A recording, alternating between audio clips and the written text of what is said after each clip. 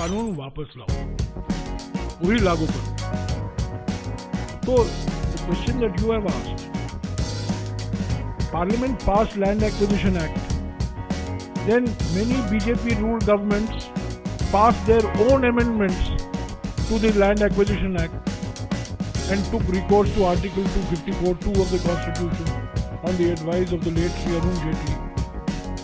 So, when the subject is a concurrent subject, both Parliament is empowered and state legislatures are also empowered. So, if you can do it in the case of land acquisition, you can certainly do it in the case of employment. But we are not going to do that. Our demand is not for amendment.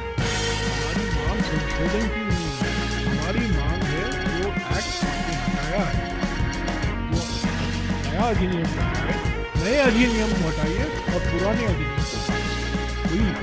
Sir, इसको केंद्रीयकरण करने के लिए पीछे जो कारण क्या होना चाहिए, क्या बीजेपी की सोच कर ये केंद्रीयकरण कर रही है? क्या आपको लग रही है कि केंद्रीयकरण आवश्यकता डिजाइन है? नहीं सर, आपको लगता है कि मोदी गवर्नमेंट चाह रहा है कि सर मोदी गवर्नमेंट चाह रहा है कि जो स्टेट को चाहे इसकी तरफ वो फंड दे सकता है और जो स्टेट को न चाहे फंड नहीं देगा, और इसके तरफ तेलंगाना जैसे स्टेट और कर्नाटक और हिमाचल प्रदेश जैसा कांग्रेस रूल गवर्नमेंट अफेक्टेड हो सकता है? क्या आपको क्या लग रहा है ये इसको लेकर? बिल्कुल अफेक्ट होता है। Their intention is very clear to attack on federal system. They are not believing at the union of states theory at all. They are not believing the union of state theory. They are completely believing the presidential system, not in the current democracy also. Their belief is that one man will decide everything. One man will decide everything in this country.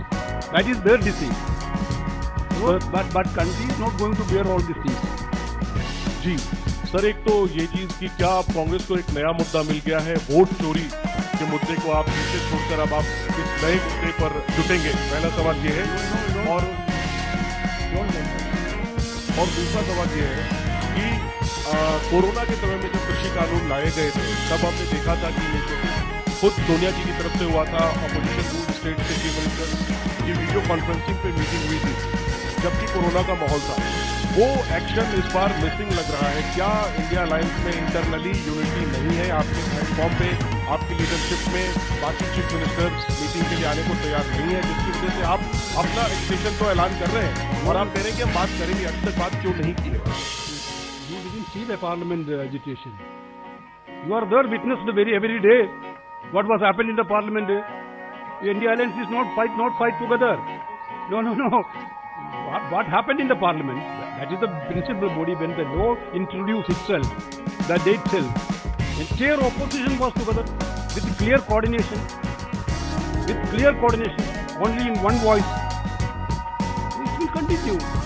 We are discussing with our leadership, and our leadership is also discussing with the chief minister, going to discussing with the opposition chief ministers and their senior leaders also.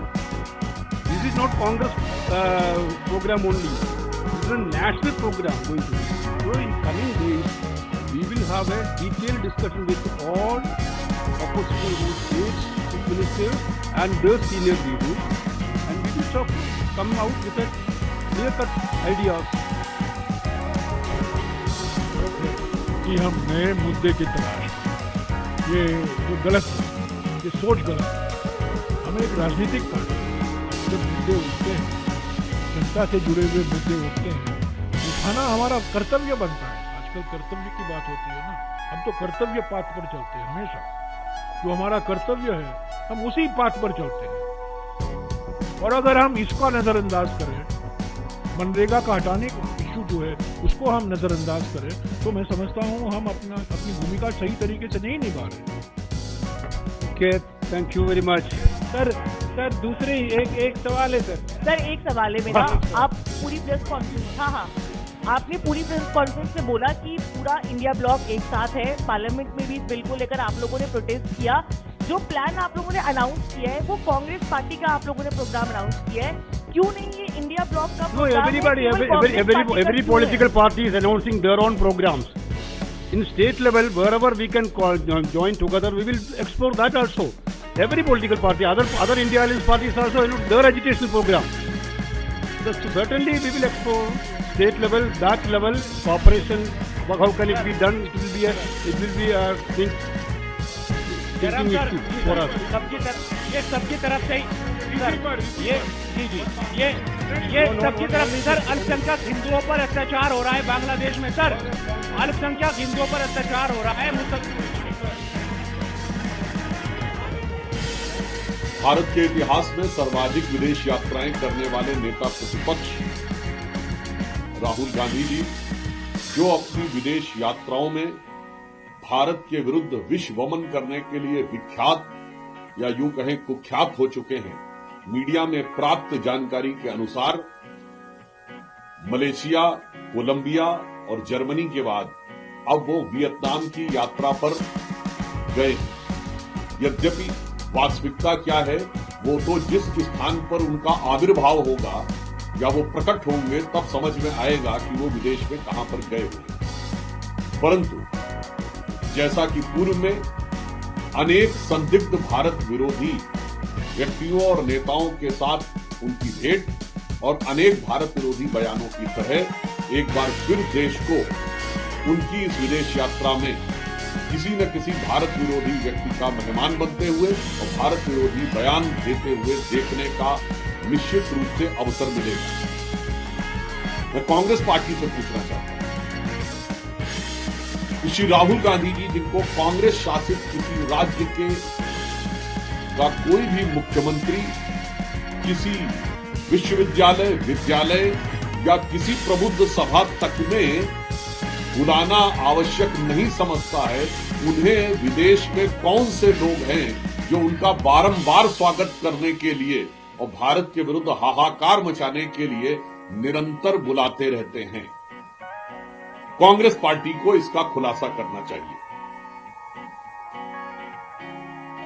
और आज एक और अन्य घटना, Congress party द्वारा आयोजित press conference में जैसे ही पत्रकारों ने बांग्लादेश में हिंदुओं के विरुद्ध हो रहे गंभीर अत्याचार का प्रश्न पूछा तो कांग्रेस के नेता श्री के.सी. वेणुगोपाल और श्री जयराम रमेश जिस तरीके से उठकर खड़े होकर भागने लगे, उसे देखकर ध्यान आता है ये वही पार्टी है जिसको गाजा के बारे में इतना ज्यादा अगाध स्नेह उमड़ पड़ता है कि जैसे डायरेक्ट करंट की तरह वो चिपक जाते हैं।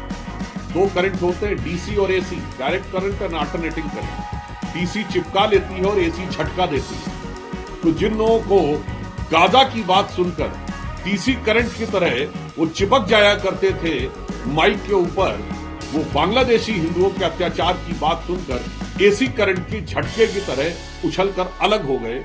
मुझे लगता है ये कांग्रेस के मन के अंदर की छुपी हुई हिंदुओं के प्रति अपमान, तिरस्कार और वैमनस्य के भाव का एक बहुत दुखद